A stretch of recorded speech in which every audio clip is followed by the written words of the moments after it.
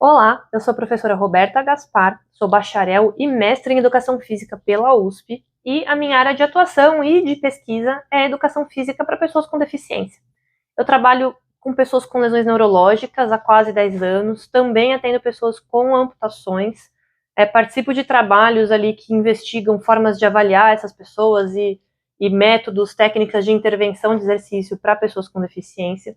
E o que eu vim falar com vocês hoje é sobre o teste de propulsão de cadeira de rodas de 6 minutos. Então, um teste de pista, tá? Que é realizado em cadeira de rodas. Ele avalia a capacidade aeróbia dos indivíduos que vão realizar o teste. Então, é uma forma da gente entender se a capacidade aeróbia desse indivíduo que eu estou avaliando está acima ou abaixo da média da população, tá? Então, ele oferece para a gente essa medida, se ele está bem ou mal dentro da população a qual ele pertence, e ele também dá para a gente uma forma de comparar o desempenho desse indivíduo no começo e no final de um programa de treinamento, por exemplo, ou de monitorar a nossa progressão nesse programa de treinamento e também de entender as variações de frequência cardíaca durante a realização desse teste, para nós termos esse dado como uma forma de mensuração do esforço também, ok? Então, é um teste de avaliação de capacidade aeróbia, que é validado para populações com lesão medular e paralisia cerebral. Então, dentro da neuro, né, a gente vai falar aqui de lesão medular e paralisia cerebral. Indivíduos, claro, cadeirantes, indivíduos que utilizem cadeira de rodas como meio de locomoção, e especificamente, então, lesão medular e paralisia cerebral cadeirantes.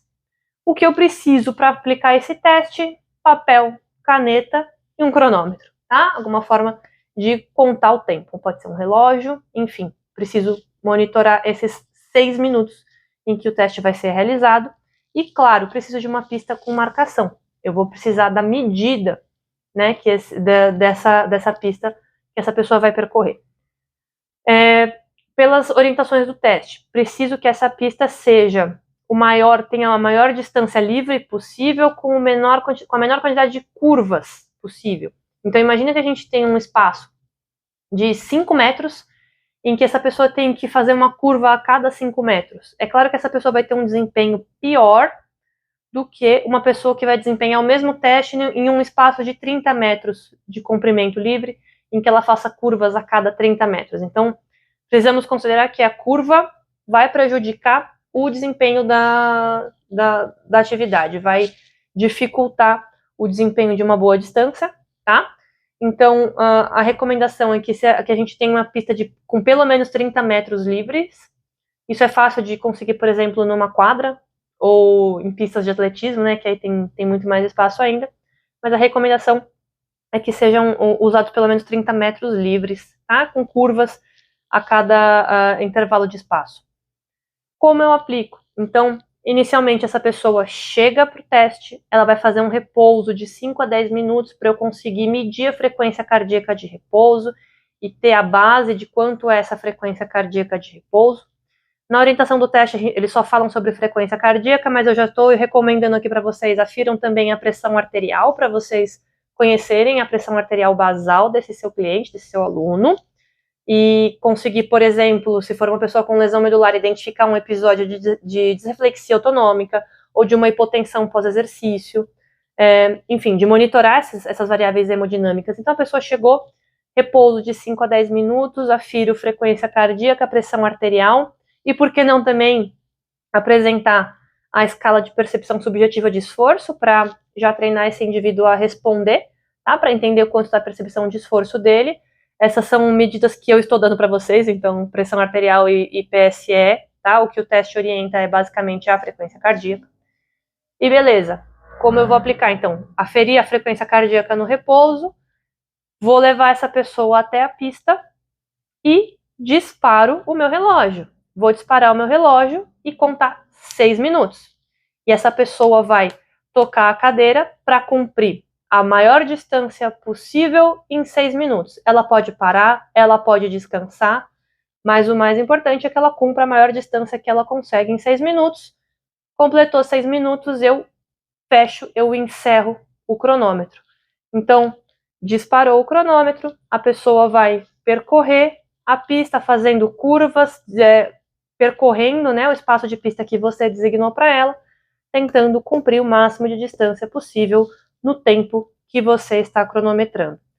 Importante, eu preciso ter marcações intermediárias de metragem nessa pista, porque essa pessoa, se eu tenho uma marcação só inicial e final, por exemplo, de 30 metros, ela termina os 6 minutos no meio, eu vou ter que, de alguma forma, marcar onde ela parou e fazer essa medida. Então, o dado que eu preciso é a distância que ela percorreu em 6 minutos e também vou monitorar as variáveis hemodinâmicas. Então, vou medir ali a frequência cardíaca dela também no final, para entender o quanto ela variou para fazer esse teste. E aí, imaginem que dado legal. A pessoa chegou para fazer o seu programa de exercício, de fisioterapia, de condicionamento físico, enfim. No início desse programa, ela percorria 200 metros em 6 minutos, com uma variação de frequência cardíaca de 120 batimentos. Então, vamos supor que ela começava em 60 batimentos por minuto, que era a frequência basal dela, e subia até 180 batimentos por minuto. Aí, quando a gente continua esse programa de treinamento, então ela percorria 200 metros com um delta de frequência cardíaca de 120 batimentos. E aí eu fiz ali 6 meses de programa de treinamento com ela. Ela passou a percorrer 300 metros com um delta de frequência cardíaca menor. Então, vamos supor que ela estava ali no 60 em repouso e foi para 150. A gente passa a ter um delta ali de 90 batimentos por minuto. Então, isso indica que o condicionamento dessa pessoa melhorou, o coração dela está mais eficiente para realizar o exercício, ele tem mais condições de aumentar o débito cardíaco com uma menor frequência cardíaca, quiçá com uma menor percepção de esforço também, se a gente estiver acompanhando isso com a escala de percepção subjetiva de esforço. E também, claro que eu preciso dessas medidas da metragem para comparar se ele melhorou ou não. E aí, o que a literatura nos traz em relação aos resultados que essas pessoas podem obter durante o teste, para eu entender o quão bem condicionadas ou não elas estão. E para a paralisia cerebral a gente tem um outro dado que eu mostro para vocês daqui a pouco. Então, para a lesão medular, o que tem de dado na literatura? Então, essa referência aqui de 2016, ele vai trazer para nós que a distância média percorrida por uma população com paraplegia é de 280 mais ou menos 71 metros, então a média ali de 280 com um desvio padrão de 71 metros. Pessoas que estejam abaixo de 280 metros percorridos para a paraplegia são consideradas pessoas com baixo condicionamento cardiorrespiratório. Então, 280 metros para a paraplegia, tá? Para as tetraplegias, essa medida vai para 148 metros. Mais ou menos 35 como desvio padrão, ok? Então, 270 metros para os paras, 148 metros para os tetras. Medidas abaixo disso são consideradas baixo nível de condicionamento cardiorrespiratório. Para que eu uso esse dado? Fiz a avaliação do meu cliente no primeiro dia de treinamento dele. Ele é um para e ele fez 250 metros. Ele percorreu 250 metros na pista. Fala, olha, seu fulano, a média da distância percorrida, geralmente para sua característica de lesão, é de 280 metros. O senhor teve um desempenho abaixo da média, abaixo do que é esperado para uma população parecida com o senhor. A gente vai treinar para tentar atingir essa média, para tentar passar dessa média. Então, esses dados eles podem ser usados com essa finalidade também, esse critério explicativo para o seu cliente, para mostrar se ele está abaixo ou acima do que seria esperado do desempenho dele, tá bom? Então, existem outros dados também para lesão medular, outros autores que usaram amostras diferentes e que colocam distâncias muito maiores como média. Eu escolhi esse autor para apresentar para vocês porque ele usou uma amostra maior e esse estudo é o mais recente dos que fizeram algum tipo de medidas nessa população, tá? Então, são essas os dados que esse autor oferece. Eu vou deixar meu contato com vocês no final desse vídeo. Se vocês tiverem discussão sobre casos específicos, eu mostro para vocês, eu explico para vocês, mas foquem nesses dados aqui. Então, de 280 metros para paraplégicos, 148 para tetraplégicos, como média esperada da população. E na paralisia cerebral, existem os dados de mínima diferença importante, né? Mínima diferença clinicamente importante. Então, a mínima diferença que é importante para o desfecho clínico desse cliente, desse paciente. Então, existem alguns estudos em algumas escalas que eles vão dar para a gente qual é a mínima diferença estatisticamente significativa ou numericamente significativa. Então, existe esse dado para algumas escalas em algumas populações. Para a paralisia cerebral, existe o dado da mínima diferença clinicamente importante. Ou seja, fiz esse teste hoje e o meu paciente, meu cliente, percorreu 250 metros. Fiz esse teste daqui a um mês e ele percorreu 260 metros. Esses 10 metros de diferença da medida de hoje e da medida que ele vai ter daqui a 3 meses, eles são relevantes para a melhora de condicionamento cardiorrespiratório que essa pessoa teve, ou ela teve alguma melhora de condicionamento cardiorrespiratório com base nessa diferença numérica? Então, é isso que essa medida mostra para nós, tá? Então, a mínima diferença clinicamente importante, então, para eu considerar que isso foi relevante de fato para o meu cliente, eu tenho que olhar para esses números. Então, em paralisia cerebral, na amostra geral do estudo, então, a média para todas as categorias aqui, para todas as classificações de paralisia cerebral, eu vou considerar que essa pessoa melhorou quando ela ganhou, né, ela fez uma distância de 57,9 metros maior. Então, se ela ganhou aí 58 metros de deslocamento de uma avaliação para outra, opa, ela teve uma melhora que é clinicamente importante para ela, é clinicamente significativa. Agora, esse autor também oferece alguns dados em relação à estratificação de acordo com o nível do GMFCS para essas pessoas, tá? Então, se eu tenho um cliente com paralisia cerebral GMFCS 2 e ele ganhou 44,3 metros de distância de deslocamento, eu posso considerar que ele teve uma melhora clinicamente importante.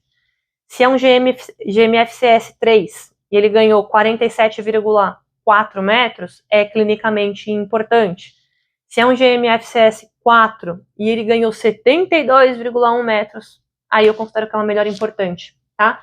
Então, eu posso olhar pela média da população, mas eu posso olhar de acordo com o extrato aqui da classificação dessa pessoa para entender se ela teve melhoras clinicamente importantes ou não. Então, é isso que essa escala mostra pra gente, é isso que esse teste mostra pra gente. Vou levar esse meu indivíduo para a pista, vou pedir para ele fazer o máximo de distância possível nos 6 minutos que eu estou cronometrando. E aí, de acordo com a característica dele, da população que ele representa ali, né, da população a qual ele pertence, a gente consegue entender se ele está abaixo ou acima da média, quando a gente fala de lesão medular, ou, dependendo da classificação da paralisia cerebral, se essa diferença, né, de um teste para o outro teste é clinicamente importante ou não, tá bom? Então, além disso, é um dado legal para você usar com esse seu cliente, com esse seu aluno, durante o programa de treino dele. Então, eu tendo esse espaço disponível para fazer uma avaliação como essa, eu consigo colocar metas para esse meu cliente, né? Então, olha, você está conseguindo percorrer 250 metros em 6 minutos, vamos colocar como meta até o final desse mês, a gente evoluir para 280 metros, e a gente pode usar esse teste durante o programa de exercício, principalmente quando a gente faz em quadra, para monitorar, para acompanhar a progressão dessa pessoa e até para usar como um objetivo bem palpável, né, de desempenho para eles. Então, essa é a minha dica de avaliação para propulsão de cadeira de rodas, então especificamente para cadeirantes. Esse é o meu contato pelo Instagram, vocês conseguem falar comigo. Tem alguns outros vídeos também sobre tópicos mais práticos na realização de exercício físico para pessoas com deficiência. Alguma dúvida mais específica também sobre a aplicação desse teste, podem falar comigo. Muito obrigada pela atenção.